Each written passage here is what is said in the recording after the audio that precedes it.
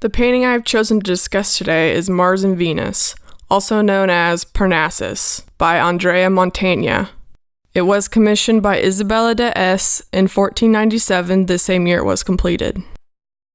Isabella was known for her exceptional taste, and she was looked upon as a cultured woman with widespread interests.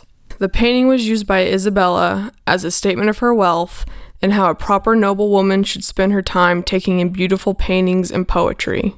Mars and Venus was the first painting that Isabella commissioned to be placed in her studiolo, which is where she would entertain important guests.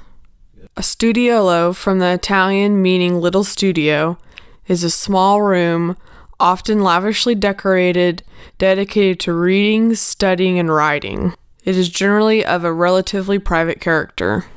One of Isabella's main goals was to obtain her very own Mantegna. Unlike the other artists that completed commissioned pieces for Isabella, Mantegna did not sign Mars and Venus. The painting spoke for itself. Mars and Venus is the first of a two-part allegory work commissioned by Isabella. The second being the Minerva expelling the vices from the Garden of Virtue that was finished before 1503. The genre of painting is mythological. This led to the entire studiolo being decorated in mythological-themed paintings. Mars and Venus standing at the top of the arch, which forms the top of the triangle, with Apollo at the bottom left and Mercury and Pegasus at the bottom right. Some say that this is a scene that is described by Homer in the Odyssey, while others claim that it is based on a poem by Battista Fiera, who was a friend of Andrea Mantegna. Experts may have differing views on which poem is represented, but they do agree that this work is in fact based after a poem. The painting's various figures are all doing something different. Each figure is telling a different piece of the story. The lower half of the painting shows Apollo playing a lyre, while the 9 muses sing and dance. The muses are showing lots of movement with the way their bodies and clothes move to the music. The women are focused on dance and music and nothing else. They are not paying attention to what is going on around them.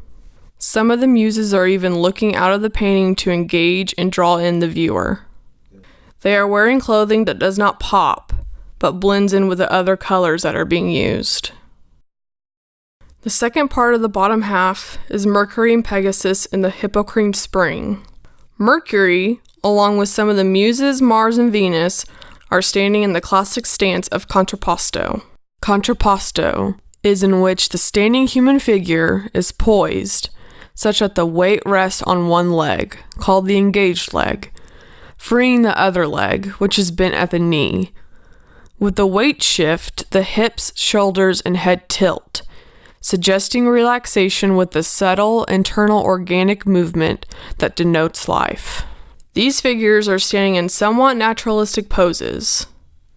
It is possible to mimic the way they are standing without falling down or being in pain. Apollo is also in a natural sitting position. Mercury and Pegasus are in their own little world looking into each other's eyes. Mercury has defined muscles, but they are not overdone. His muscles are natural and proportionate to his body.